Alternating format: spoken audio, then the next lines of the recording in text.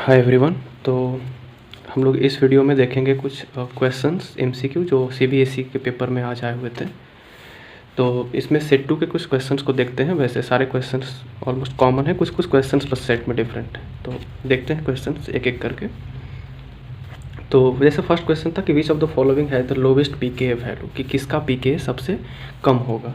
तो पीके जो होता है, किसी भी पीके जो होता है वो एसिडिटी का या एसिडिक स्ट्रेंथ का इन्वर्सली प्रोपोर्शनल होता है। जिसका एसिडिक स्ट्रेंथ सबसे ज़्यादा होगा उसका पीके ही सबसे कम होगा। तो एसिडिक स्ट्रेंथ किसका सबसे ज़्यादा होगा, इसका बी का। इसलिए क्योंकि इसमें क्या प्रेजेंट है, नाइट्रो ग्रुप प्रेजेंट है, और नाइट्रो ग्रुप इलेक्ट्रॉन विड्रॉइंग होता है। तो जहाँ पे इलेक्ट्रॉन विड्रॉइंग ग्रुप प्रेजेंट होगा उसका एसिडिटी सबसे ज़्यादा होगा, और जिसका एसिडिटी सबसे ज़्यादा होगा उसका पीके सबसे कम होगा। इसमें इलेक्ट्रॉन विड्रॉइंग ग्रुप है क्लोरीन, बट ये नाइट्रो जितना पावरफुल नहीं है। इसमें कोई विड्रॉइंग ग्रुप नहीं है और इसमें भी कोई विड्रॉइंग ग्रुप नहीं है। तो इसमें सबसे ज़्यादा जो है एसिडिक स्ट्रेंथ इसका होगा, तो पीके भी सबसे कम इसी का होगा, लोवेस्ट पीके होगा। फिर है नेक्स्ट क्वेश्चन कि which of the following cell was used in Apollo space programme.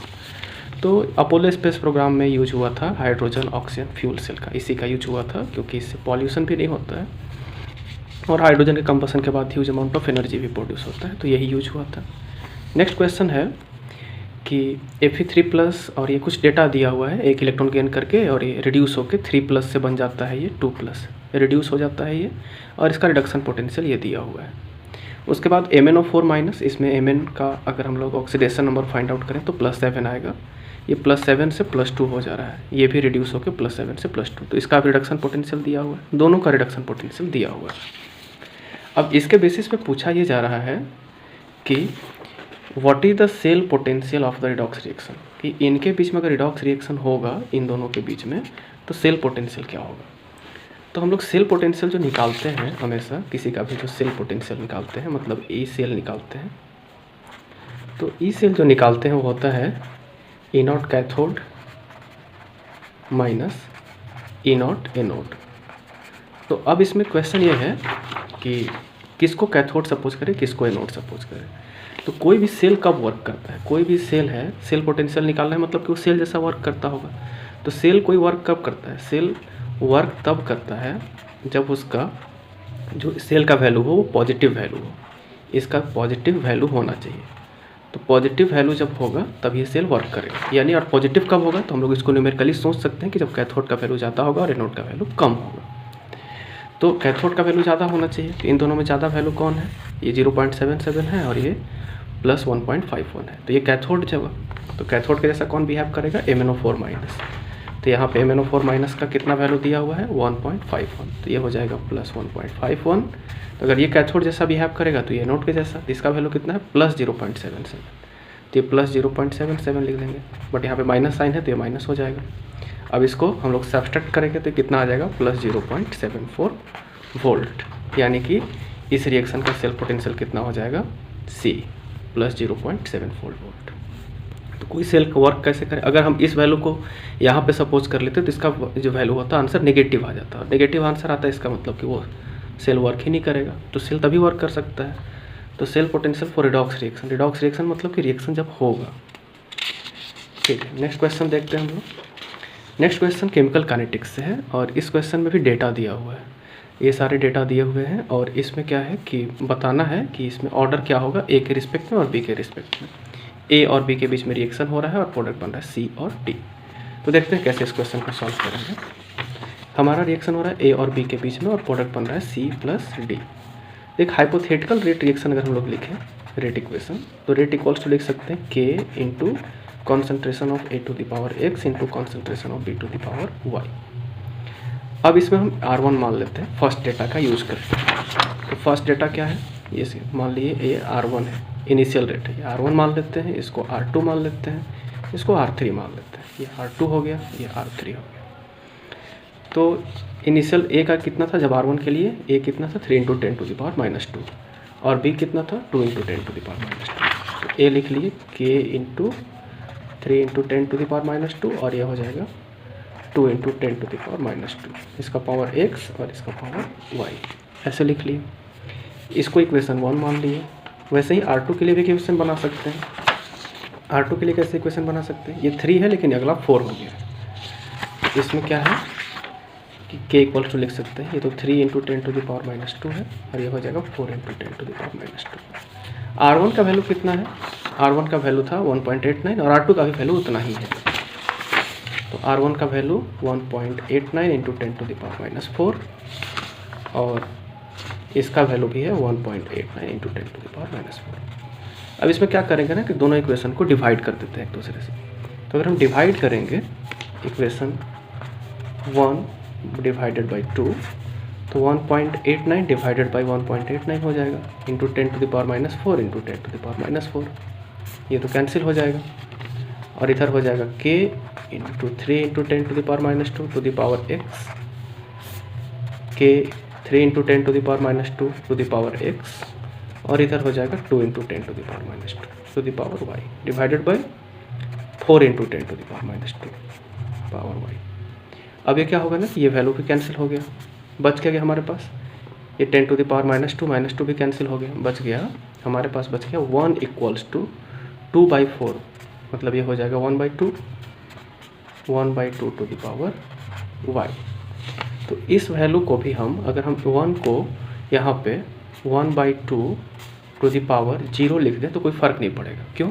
क्योंकि किसी का भी पावर अगर 0 लिखें तो 1 होता है, तो इसको हम लोग ऐसे भी लिख सकते हैं, ऐसे। इट मीन्स कि y इक्वल्स टू क्या आ गया, 0। तो y के रिस्पेक्ट में हमारा क्या ऑर्डर होगा, 0। तो y के लिए वैल्यू 0 आया, तो y किसका पावर था, y b था, तो b के लिए क्या होगा हमारा 0। तो b के रिस्पेक्ट में 0, ये हो सकता है या फिर ये हो सकता है। अब देखना है कि a के रिस्पेक्ट में क्या होगा, फर्स्ट होगा कि सेकेंड होगा, क्या होगा। तो अब इसको सॉल्व करते हैं फर्दर हम लोग। जब हमको ये पता चल ही गया है, यहीं पे सॉल्व कर लेते हैं। जब हमको ये पता चल गया है कि b के रिस्पेक्ट में 0 है तो फिर a के रिस्पेक्ट में क्या होगा। ये R3 के लिए अगर हम इक्वेशन बनाएं, एक इक्वेशन और यहीं पे लिख देते हैं हम। तो R3 के लिए क्या इक्वेशन होगा हमारा, R3 इक्वल्स टू हो जाएगा k into 4 into 10 to the power, a कितना है 6 इंटू 10 टू द पावर -2 और b कितना है 4 इंटू 10 टू द पावर -2। तो ये हो जाएगा 6 इंटू 10 टू द पावर -2 और b हो जाएगा इसमें e to the power x और b हो जाएगा इसमें 4 into 10 to the power -2 to the power y, ऐसे हो जाएगा। अब ये इक्वेशन थर्ड होगा। तो इसको अगर हम सॉल्व करें, अगर हम डिवाइड कर दें यहाँ पे, थर्ड को डिवाइड कर दें, इक्वेशन थर्ड को डिवाइड कर दें 1 से, तो फिर क्या होगा, थर्ड को अगर 1 से डिवाइड करें तो, या 2 से किसी से भी डिवाइड करें तो हो जाएगा R3 का वैल्यू भी है 7.56, ये है 7.56 इंटू 10 टू द पावर -4, इसको हम डायरेक्टली लिख सकते हैं। और 1 का वैल्यू कितना है 1.89 इंटू 10 टू द पावर -4, के तो कैंसिल हो जाएगा। अब उसके बाद थर्ड में a का वैल्यू कितना है 6 इंटू 10 टू द पावर -2 और इसमें a का वैल्यू कितना है 3 into 10 to the power -2। First में है हमारा वैल्यू a के लिए है 3 इंटू 10 टू द पावर -2। यहाँ पे हम b को नहीं लिख रहे हैं क्योंकि b का पावर तो y होगा। अगर b का पावर y लिखेंगे तो y का वैल्यू हमारा 0 है, तो किसी का भी पावर 0 कर देंगे तो 1 हो जाएगा। तो ये कितने टाइम में कैंसिल हो जाएगा 2 टाइम्स में, और ये कैंसिल हो गया, ये कितने टाइम्स में कैंसिल हो जाएगा, तो इसको अगर आप डिवाइड करिएगा तो पता लगेगा कि ये 4 टाइम्स में कैंसिल हो जाएगा। तो यानी कि हमारे पास आ रहा है यहाँ पे इसका पावर x होगा, तो ये आ रहा है 4 equals to 2 to the power x, यानी कि इसको लिख सकते हैं 2 टू द पावर 2 और इसको 2 टू द पावर x। तो x के यहाँ पे कितना रहा है 2, यानी कि x का वैल्यू 2 आ जाएगा। तो हमारा वैल्यू आया a के लिए माने थे तो a के रिस्पेक्ट में 2 और y इक्वल टू 0 आया, मतलब कि b के रिस्पेक्ट में 0। तो a के रिस्पेक्ट में 2 और b के रिस्पेक्ट में 0, यानी कि ऑप्शन सी इसका करेक्ट ऑप्शन होगा। तो ऐसे सॉल्व कर सकते हैं। नेक्स्ट क्वेश्चन था कि मैग्नेटिक मोमेंट ऑफ NiCl4 2-। तो इसमें क्या करेंगे, सबसे पहले ऑक्सीडेशन नंबर निकालेंगे। तो x निकल का मान लिए, 1 Cl पर 1 माइनस, तो 4 Cl पे 4 माइनस हो जाएगा इक्वल्स टू -2 और x इक्वल टू आ जाएगा +2। अब निकल +2 का अगर कोई ऑक्सीडेशन नंबर, निकल का ऑक्सीडेशन नंबर +2 है, कोई कॉन्फ़िगरेशन लिखे तो कॉन्फ़िगरेशन इसका निकल कर आएगा आर्गन 3d8। अब 3d8 में कितने सारे इलेक्ट्रॉन्स, 3d8 में 8 इलेक्ट्रॉन्स, 1 2 3 4 5 6 7 8 ऐसे, क्योंकि ये दोनों इलेक्ट्रॉन पेयर्ड नहीं होंगे क्योंकि यहाँ पे लिगेंड हमारा वीक है, यानी कि हमारे पास 2 अनपेयर्ड इलेक्ट्रॉन है, 2 अनपेयर्ड इलेक्ट्रॉन्स। तो 2 अनपेयर्ड इलेक्ट्रॉन है तो क्या हो जाएगा magnetic moment, magnetic moment equals to formula होता है स्पिन वाली फार्मूला n×n+2p। तो कितना हो जाएगा हमारा आंसर, इसको अगर हम सॉल्व करेंगे तो n का वैल्यू 2 आया, मतलब कि 2 × 2+2, ये 4 4 2 जा 8, √8 आएगा। तो √8 जब हमारा आएगा तो √8 का वैल्यू कितना होगा, अप्रॉक्स 2.82 pm। तो हमारा आंसर हो जाएगा बी। उसके बाद किस आयन का कॉन्फ़िगरेशन 3d6 होगा, तो निकल 3+ का, निकल 3+ अगर हम कॉन्फ़िगरेशन लिखेंगे निकल 3+ का, तो निकल का एटॉमिक नंबर 28 होता है। इसमें से अगर हम 3 इलेक्ट्रॉन्स को हटाएंगे तो कॉन्फ़िगरेशन हो जाएगा आर्गन 3d, ये आर्गन हो जाएगा, और 3d7 हो, आर्गन 3d। इसका नॉर्मल कॉन्फ़िगरेशन हम लोग ऐसे लिखते हैं 4s2 3d8। इसमें से 3 इलेक्ट्रॉन को हटाएंगे तो कितना हो जाएगा, 2 यहाँ से हटेगा और 1 यहाँ से, मतलब कि 3d7 होगा। तो निकल तो हो नहीं सकता। नेक्स्ट क्या है, Mn का लिखेंगे, वैसे ही Mn का अगर कोई लिख के देखे, ये तो इसका होगा निकल 3+ का, यहाँ पे 3d8 के जगह पे ये हो जाएगा। और ये अब इसके बाद फिर क्या है, ये 3d7 हुआ, Mn2+ का अगर हम लिखते तो ये होगा आर्गन 3d5, और इसका अगर हम लोग लिखें तो ये आएगा आर्गन 3d4, और कोबाल्ट 3+ का लिखें तो ये आएगा आर्गन 18 एंड 3d6। तो इसका कोबाल्ट 3+ का कॉन्फ़िगरेशन होगा, इसका एटॉमिक नंबर 27 होता है। तो ये इसका करेक्ट ऑप्शन होगा कोबाल्ट, इसमें 3d6 कॉन्फ़िगरेशन आ रहा है। तो कॉन्फ़िगरेशन लिख के हम लोग यहाँ पे गेस कर सकते हैं। नेक्स्ट है कि which of the following aqueous solution will have the highest boiling point. तो बॉइलिंग पॉइंट जो होता है वो किसी भी सॉल्यूशन का डिपेंड करता है, बॉइलिंग पॉइंट जो होगा किसी का भी उतना ही ज़्यादा एलिवेट होगा जिसमें क्वांटम फैक्टर ज़्यादा हो, जिसमें नंबर ऑफ पार्टिकल्स ज़्यादा हो। तो इसमें क्या है कि KCl है, इसके लिए I का वैल्यू 2, 2 पार्टिकल में टूटेगा। ये KCl भी K+Cl- में टूटेगा 2 पार्टिकल में, ये 3 पार्टिकल में टूटेगा, 3 पार्टिकल्स जनरेट करेगा। क्यों, क्योंकि इसमें से 2 K+ और 1 SO4 निकलेगा, K 2 है और SO4 1 है, तो ऐसे टूटेगा 2K+ + SO4 2-। तो इसमें से 2 और 1 3 पार्टिकल निकल रहा है, तो इसके लिए I का वैल्यू 3, इसके लिए भी I का वैल्यू 3। तो जिसमें I का वैल्यू ज़्यादा होगा उसी का बॉइलिंग पॉइंट भी ज़्यादा होगा। तो boiling point, elevation in boiling point is a colligative property, but इसमें दोनों का I का वैल्यू 3 आ रहा है। तो इसमें क्या है ना कि ये 1 मोलर है और ये 2 मोलर है, मतलब इसमें ज़्यादा मोल्स लिए गए हैं, तो इसका कॉन्सेंट्रेशन ज़्यादा होगा, तो ज़्यादा पार्टिकल्स इसमें होंगे, तो इसका ऑप्शन हो जाएगा डी। तो इसमें I का वैल्यू ज़्यादा है और कॉन्सेंट्रेशन भी ज़्यादा है, तो इसलिए ये सबसे ज़्यादा एलिवेशन इसमें होगा। नेक्स्ट क्वेश्चन देखते हैं हम लोग। एक वोल्टाइक सेल, मतलब एक कोई गैल्वेनिक सेल है और जो यहाँ पे 2 एलिमेंट टिन और Fe का यूज़ करके बनाया गया होगा, और इसके बाद ये पूछ रहा है कि किसके बारे में क्या करेक्ट है। तो सबसे पहले कि अगर ये वोल्टाइक सेल है तो ये वर्क करता होगा।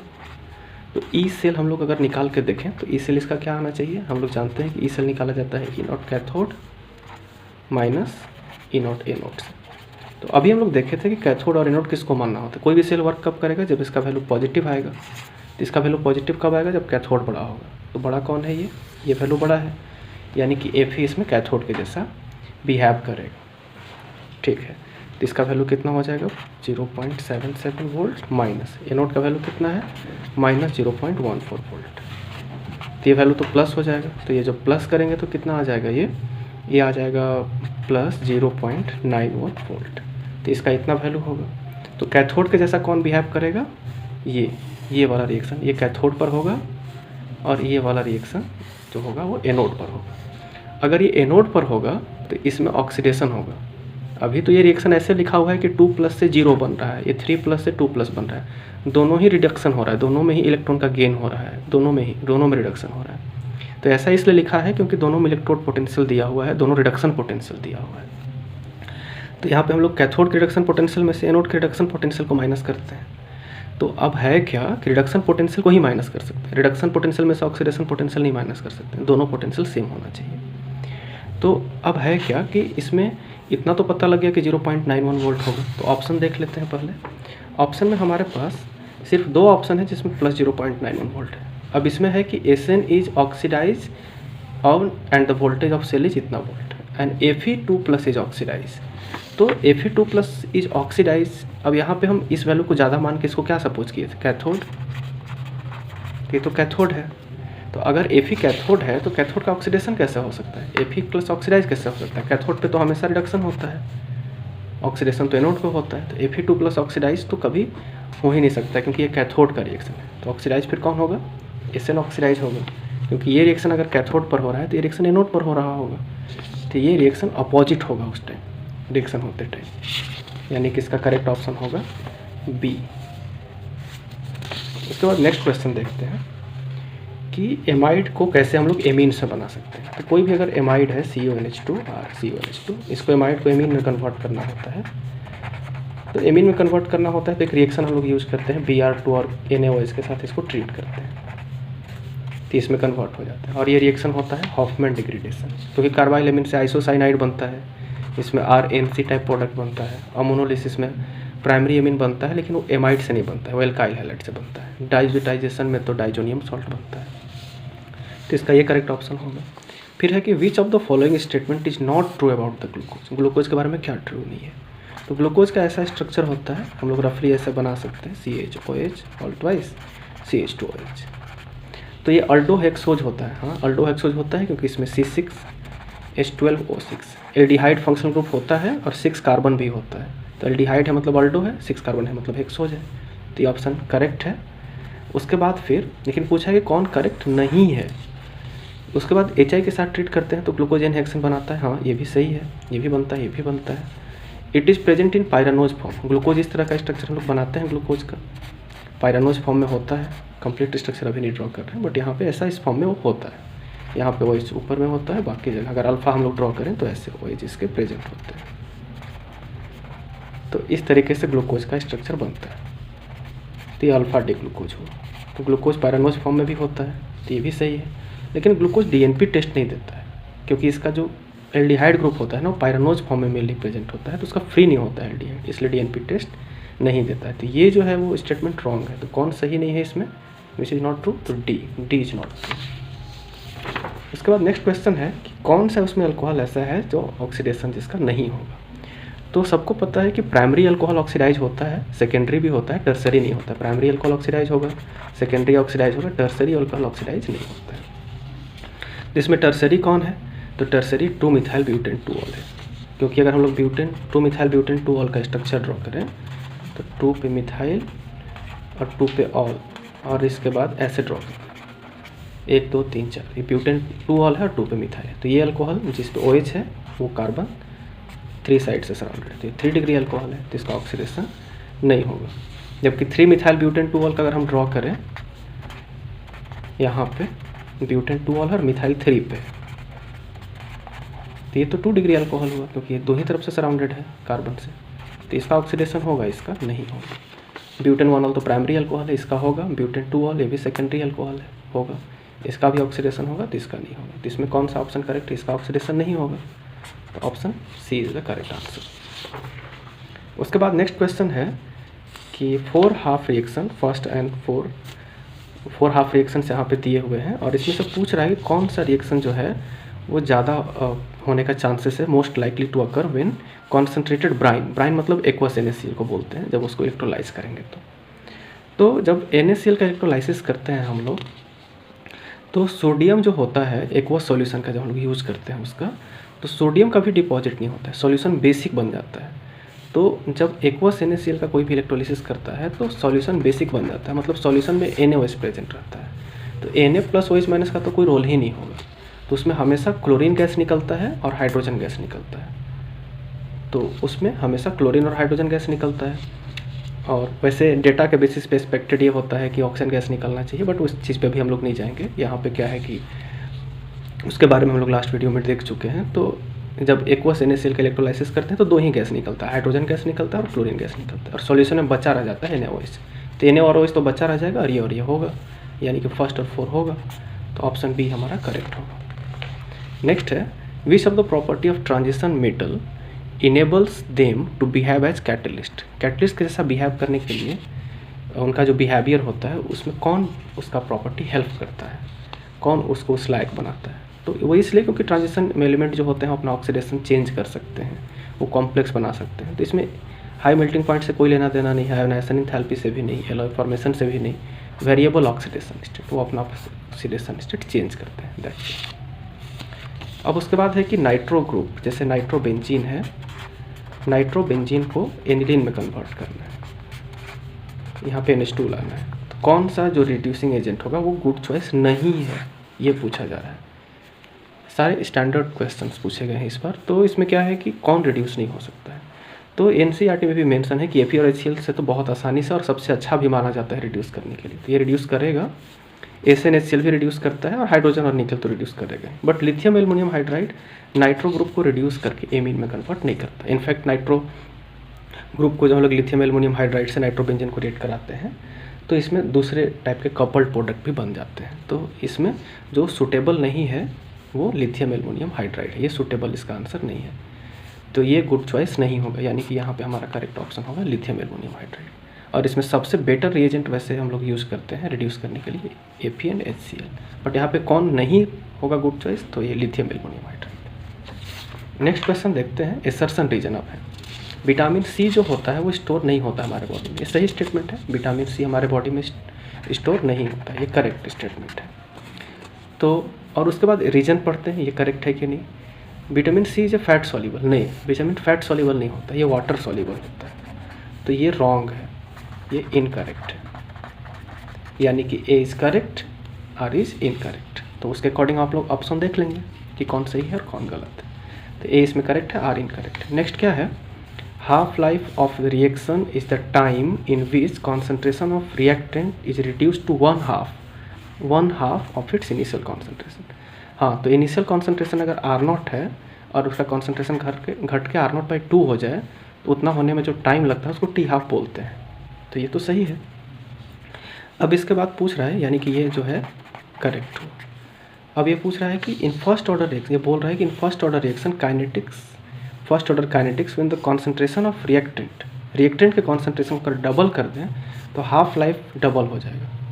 फर्स्ट ऑर्डर रिएक्शन की बात कर रहा है, तो फर्स्ट ऑर्डर रिएक्शन में T½ इक्वल्स टू होता है 0.693/K, मतलब फर्स्ट ऑर्डर रिएक्शन का हाफ लाइफ K पे डिपेंड करता है, वो कॉन्सेंट्रेशन ऑफ रिएक्टेंट पे डिपेंड ही नहीं करता है, उसका इनिशियल कॉन्सेंट्रेशन क्या है, उसका वैल्यू हमेशा फिक्स होता है, कॉन्सेंट्रेशन पर डिपेंड नहीं करता है, यानी कि उसको डबल करने से हाफ लाइफ डबल नहीं होगा, वो कांस्टेंट ही रहेगा, यानी कि ये जो है वो इनकरेक्ट है। तो ये करेक्ट है और ये इनकरेक्ट है, R is assertion is correct, reason is incorrect. उसके बाद नेक्स्ट है, bromination of benzoic acid give meta bromobenzoic acid. हाँ, ये सही है, क्योंकि बेंजोइक एसिड में जो ये जो ग्रुप होता है COOH, ये COOH ग्रुप जो होता है वो मेटा डायरेक्टिंग होता है, तो ये मेटा डायरेक्टिंग होता है तो ये मेटा ब्रोमो प्रोडक्ट बनता है, तो ये ऑप्शन करेक्ट है। Carboxyl group increases the electron density, नहीं, ये मेटा डायरेक्टिंग होता है, रिंग को डीएक्टिवेट करता है, इलेक्ट्रॉन डेंसिटी को इंक्रीज नहीं करता है, ये डिक्रीज करता है, और वो डिक्रीज ऑर्थो पैरा पे करता है, तो मेटा पे ऑटोमेटिकली ज़्यादा हो जाता है, ये इलेक्ट्रॉन डेंसिटी को इंक्रीज मेटा पे नहीं करता है, वो तो वहाँ पे कांस्टेंट ही रहता है, तो रीजन यहाँ पे फिर से इनकरेक्ट है और ये असर्शन करेक्ट है। नेक्स्ट है ADTA हेक्साडेंटेट लिगेंड। हाँ, ADTA का स्ट्रक्चर हम लोग ऐसे बनाते हैं, COO- और इधर होता है ऐसे COO-, यहाँ पे CH2 होगा, CH2COO-, फिर CH2 और फिर ये N, इधर CH2COO-, फिर यहाँ पे CH2COO-। तो इसमें ऑक्सीजन से डोनेट करता है, इस ऑक्सीजन से इलेक्ट्रॉन डोनेट करता है, ये डोनर एटम है, ये भी डोनर एटम है और नाइट्रोजन भी डोनर एटम होता है। तो ADTA के पास टोटल 6 डोनर एटम्स होते हैं, तो हेक्साडेंटेट लिगेंड होता है, ये सही है, ये करेक्ट है। और ये करेक्ट क्यों होता है, तो ADTA has 2 nitrogen and 4 oxygen atoms, 4 oxygen donor atoms. ADTA has 2 nitrogen, तो 2 नाइट्रोजन है और 4 ऑक्सीजन डोनर एटम्स है, तो ये भी करेक्ट है। तो इसके पास 4 ऑक्सीजन और 2 नाइट्रोजन डोनर एटम्स होते हैं, इसलिए ये हेक्साडेंटेट होता है। तो इस वजह से एसर्शन भी करेक्ट होगा और रीजन भी करेक्ट होगा और उसका एक्सप्लेनेशन भी करेक्ट होगा, ये एक्सप्लेनेशन भी ये करेक्ट होगा, क्योंकि इसी वजह से ये हेक्साडेंटेट होता है। नेक्स्ट देखते हैं कुछ सेट 3 के एसर्शन रीजन्स को। 20 सेट में इतने ही थे एसर्शन रीजन्स। अब देखते हैं इसमें क्या है कि backbone of DNA and RNA is a chain consisting of heterocyclic base. उस RNA DNA में क्या होता है, एक बेस होता है, एक पेंटोज शुगर होता है और एक फॉस्फेट ग्रुप होता है। हाँ बिल्कुल सही है, ये यही तीन चीज़ होते हैं। न्यूक्लियोटाइड होते हैं, पॉलीन्यूक्लियोटाइड होते हैं DNA RNA, तो ये सही है। Nucleotides and nucleosides differ from each other in presence of phosphate group. हाँ फॉस्फेट ग्रुप का ही डिफरेंस होता है। न्यूक्लियोटाइड्स में क्या होते हैं, पेंटोज शुगर, फॉस्फेट ग्रुप और नाइट्रोजेनियस बेस, ये तीनों होता है। न्यूक्लियोसाइड में सिर्फ दो चीज़ होता है, इसमें सिर्फ पेंटोज शुगर होता है और क्या होता है, एक इसमें होता है हेट्रोसाइक्लिक बेस, इसमें फॉस्फेट ग्रुप नहीं होता है। और न्यूक्लियोटाइड में तीनों होता है, तो differ from each other in presence of phosphate group, ये भी सही है। तो लेकिन दोनों एक दूसरे का एक्सप्लेनेशन नहीं है, क्योंकि इन दोनों स्टेटमेंट में कोई रिलेशन ही नहीं है, दोनों बिल्कुल अलग अलग स्टेटमेंट है। ये DNA RNA के बारे में बात कर रहा है, ये न्यूक्लियोसाइड न्यूक्लियोटाइड को कोरिलेट कर रहा है, तो दोनों करेक्ट है but not the explanation of it, तो ये एक्सप्लेनेशन नहीं है, तो ये हो जाएगा। उसके बाद नेक्स्ट है कि order of reaction is applicable to elementary as well as complex reaction. हाँ ऑर्डर सबके लिए एप्लीकेबल होता है, मॉलिकुलरिटी नहीं होता, लेकिन ऑर्डर जो होता है वो सबके लिए एप्लीकेबल होता है, तो ये सही है। अब उसके बाद ये तो करेक्ट है। अब क्या है इसमें कि for a complex reaction molecularity has no meaning. हाँ क्योंकि कॉम्प्लेक्स रिएक्शन में बहुत सारे स्टेप्स होते हैं, जैसे A से B या 2B से C से D ऐसा कुछ बन रहा है, तो सब स्टेप का मॉलिकुलरिटी अलग अलग होता है, इसलिए मॉलिकुलरिटी का कोई मीनिंग नहीं होता है। तो करेक्ट ये भी है और करेक्ट ये भी है, लेकिन दोनों का कोई रिलेशन नहीं है, दोनों दो टॉपिक डिफरेंट टॉपिक पे बात कर रहा है, तो it is not the explanation, not the explanation. Explanation वो नहीं है, करेक्ट दोनों है लेकिन एक्सप्लेनेशन नहीं है। उसके अकॉर्डिंग हम लोग ऑप्शन को ऑप्ट करेंगे जो भी सूटेबल होगा। नेक्स्ट है final product of aldol condensation is always alpha beta unsaturated carbonyl compound. तो जब भी हम लोग कार्बोनिल कंपाउंड जैसे कोई अल्डोल प्रोडक्ट लिखते हैं तो मोस्टली ऐसे ही लिखते हैं, जैसे एसिटल्डिहाइड का अल्डोल कंडेंसेशन प्रोडक्ट ये बनता है, तो ये कंडेंसेशन प्रोडक्ट जो होते हैं अल्फा बीटा ही होते हैं, बीटा गामा नहीं होते हैं, अल्फा गामा नहीं होता, अल्फा ही बीटा होता है। ये अल्फा हुआ, ये बीटा हुआ। तो क्यों अल्फा बीटा होता है, क्योंकि डबल सिंगल डबल कॉन्जुगेशन होता है, इसमें रेजोनेंस होता है इसमें, तो ये तो करेक्ट है स्टेटमेंट, अल्फा बीटा ही बनता है। तो अल्फा बीटा क्यों बनता है, because alpha beta carbonyl compound are stabilized due to conjugation, conjugation से स्टेबलाइज होते हैं, ये बात सही है, ये करेक्ट है। और इसको रिलेट भी कर रहा है क्यों ये बनता है, इसका मतलब एक्सप्लेनेशन भी, an explanation of A and it is the explanation of A, मतलब ये दोनों करेक्ट भी है और ये ए का एक्सप्लेनेशन भी है, दोनों चीज़ें। और एक और लास्ट क्वेश्चन है, ये देख लेते हैं कि इस कॉम्प्लेक्स को जब हम लोग ट्रीट करते हैं सिल्वर नाइट्रेट से तो वाइट प्रिसिपिटेट बनेगा, तो इसमें से कौन सा आयन निकल सकता है, बाहर में Cl है तो Cl टूट के निकलेगा, तो Cl जब टूट के निकलेगा तो AgNO3 से जब रिएक्शन करेगा तो क्या बना सकता है, तो ये रिएक्शन करके बना लेगा AgCl, और AgCl वाइट कलर का होता है तो वाइट प्रिसिपिटेट इसमें बनेगा, तो ये तो करेक्ट है। Complex dissociation on dissociation gives Cl minus and SO4 2 minus ion. Complex dissociates to give, ऐसे स्टेटमेंट होगा, dissociates to give Cl minus and SO4 2 minus, but एक इनकरेक्ट स्टेटमेंट है, क्योंकि कॉम्प्लेक्स जब डिसोसिएट होगा ना ये ऐसे डिसोसिएट होगा, CONH3 होल 5 फिर SO4 और उसके बाद ये ब्रैकेट में ही रहेगा SO4, इस पे प्लस हो जाएगा और Cl माइनस बाहर निकल जाएगा। ये SO4 ब्रैकेट के अंदर है तो टूट के बाहर नहीं निकलेगा, वो काउंटर आयन नहीं है, तो ये स्टेटमेंट इनकरेक्ट है, ये करेक्ट है, तो ये इनकरेक्ट हुआ और ये correct means assertion is correct, reason is wrong. तो ये सब कुछ क्वेश्चंस के सॉल्यूशन थे। Thanks for watching, thank you.